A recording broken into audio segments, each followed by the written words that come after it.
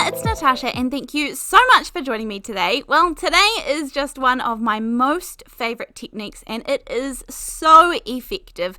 It is really easy to do. I am going to use 3 different colored inks to get a good blend. If you only have 2, then 2 is going to be perfectly fine. Don't forget that you can also add some white pigment ink into your lightest color, and that is also going to make another color if you would like to try that. I'm going to do these with some Distress Oxide inks. I am using Tumbled Glass, Mermaid Lagoon, and Uncharted Mariner for the 3 blue colors. Now I'm going to use some domed foam blenders, and as simple as this technique is, it's one to remember that is just so gorgeous. The results are stunning. We are going to do some inking with plain stark white die cuts on top. And I have 3 colors, as I said, light, medium, and dark. Now I am working on the Tim Holtz watercolor paper as usual for ink blending. If I want help with my ink blending, I'm going to take all the little tips and tricks I can get. So one of those is that watercolor paper, particularly the smooth side of this one, is going to really help those colors blend together. In particular with dye inks and the oxides, I find, not just the Tim Holtz dye inks, not just the oxides or the Distress inks, but I do know the Gina K dye inks, I know the Catherine Paula dye inks, I know the Simon Hurley dye inks. They all blend really nicely on this Tim Holtz watercolor paper. So it's worth investing in if you are really struggling with getting a good blend. Now obviously I go a little bit wider with my first color, and this is just going to help us with our blending again.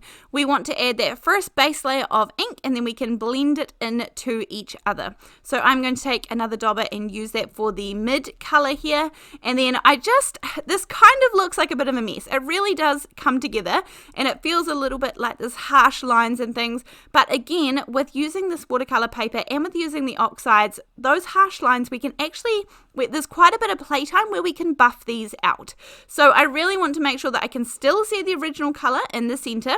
So what I do is I add, and this is in real time at the moment, so you can see exactly how fast I am working.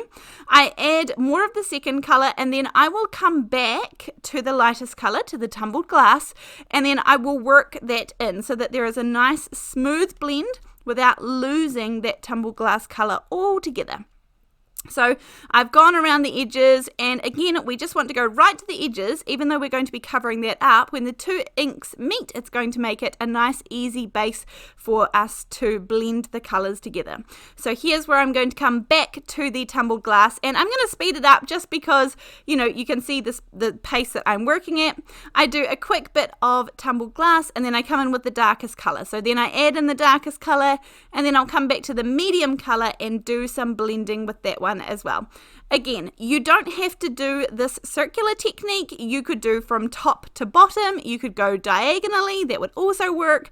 But I just really like the look of this. If you don't want to do any ink blending at all, then you could just use some pre-made pattern paper. Of course, that is going to work too. And so I have a blue one there ready to go. I'm also going to quickly whip through a green one. This one's going to be very nice and sped up just because you saw me do the first one already. I'm using Rustic Wilderness, Mowed Lawn, and Cracked Pistachio. And as I said, it's exactly the same. I'm using the same Tim Holtz watercolor paper. I buy the pre-cut sheets that come in the 4 1/4 by 5.5 inch size. I know that I'm going to be trimming these down, and we're also going to be adding a few bits and pieces to them as well. Once you have your ink down, or you are choosing to use, you know, a piece of patterned paper, there's nothing that doesn't say that you can't add ink to patterned paper as well to add to it. You might choose to make a stenciled background. I tend to go for a really simple, plain background. So there's really no pattern to these because we're going to add something over top that is going to be the pattern part of it, really. And so that also means that your ink blending actually does not need to be perfect at all. It doesn't have to be the smoothest of smooth blends. And if there's a particular smudge or something that you don't like, or you got a water droplet, or, you know, accidentally put your fingerprint somewhere, we can work to cover that up. So just because you make a mistake, don't throw it away and don't stop. Keep going on it because we can definitely make it work with this technique.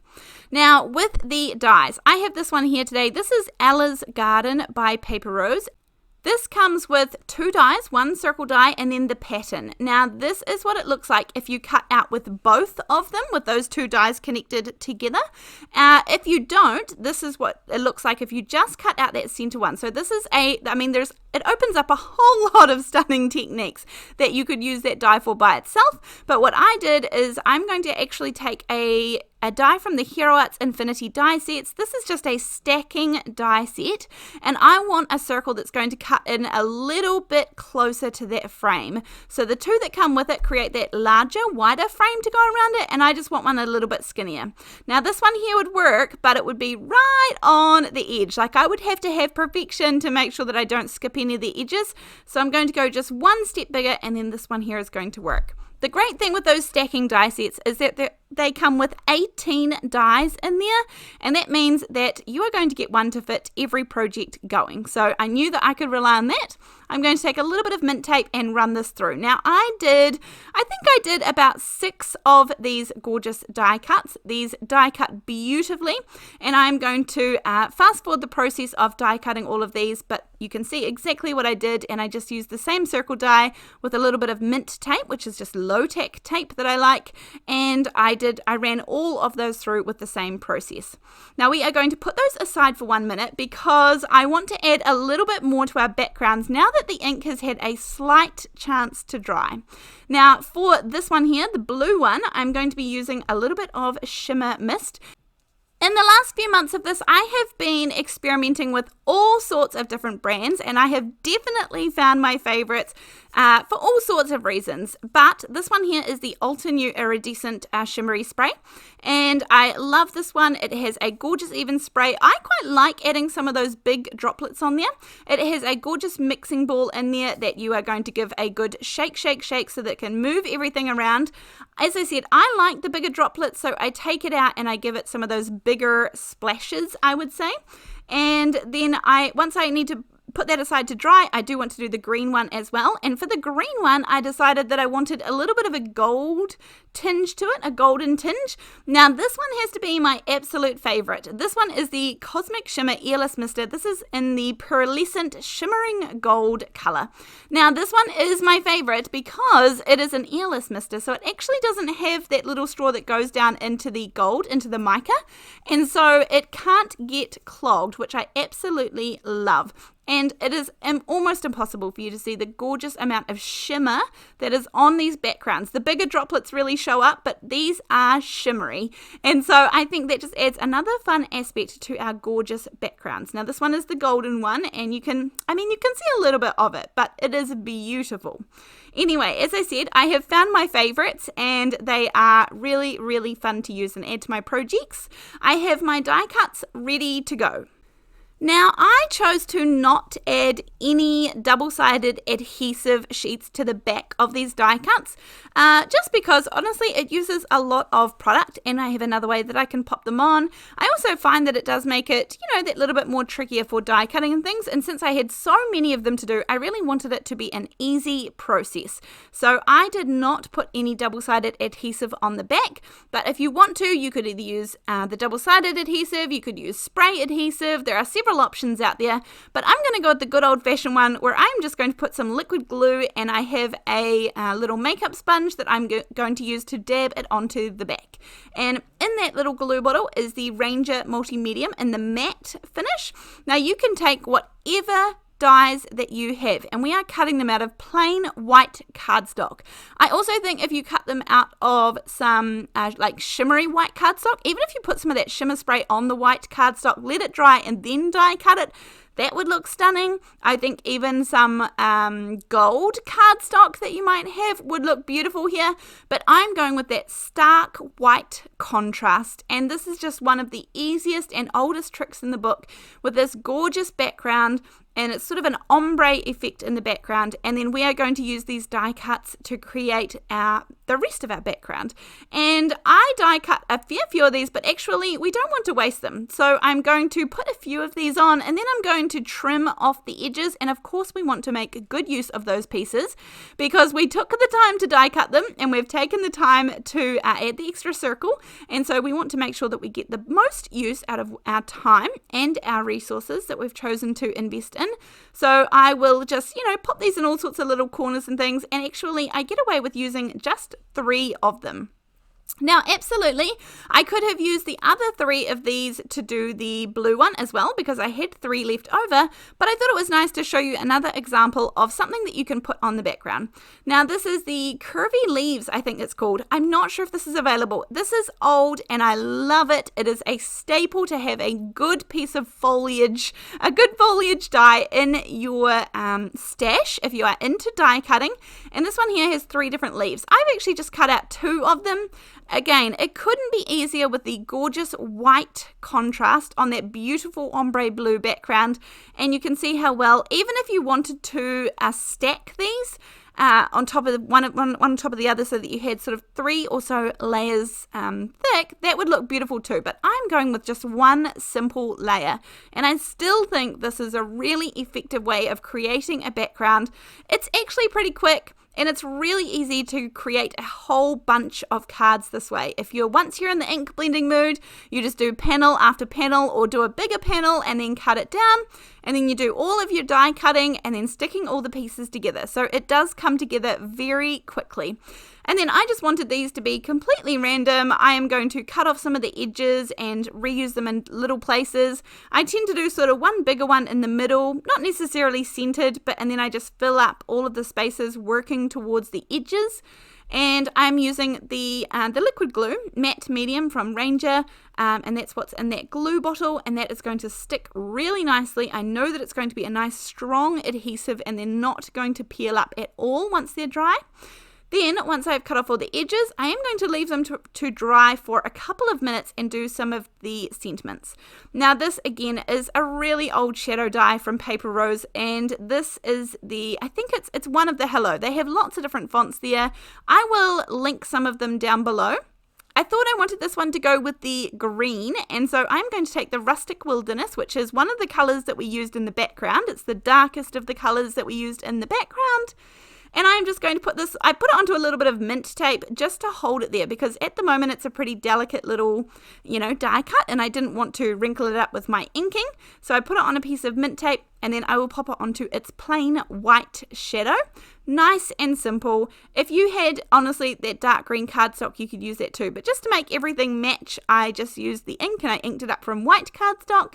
I will put this down onto a 4 1/4 by 5.5 inch card base, and again, that shimmer, it's very hard to pick up on camera, but it's absolutely gorgeous in real life. And I could have left this as is with the Hello sentiment on there. I'm actually going to not even use foam tape. I'm just going to use some liquid glue to pop this on. This ends up being a really flat card, which is great. Lots of people look for those to go through the mail nice and easily. They don't want to have to wonder if it's going to take more postage or not.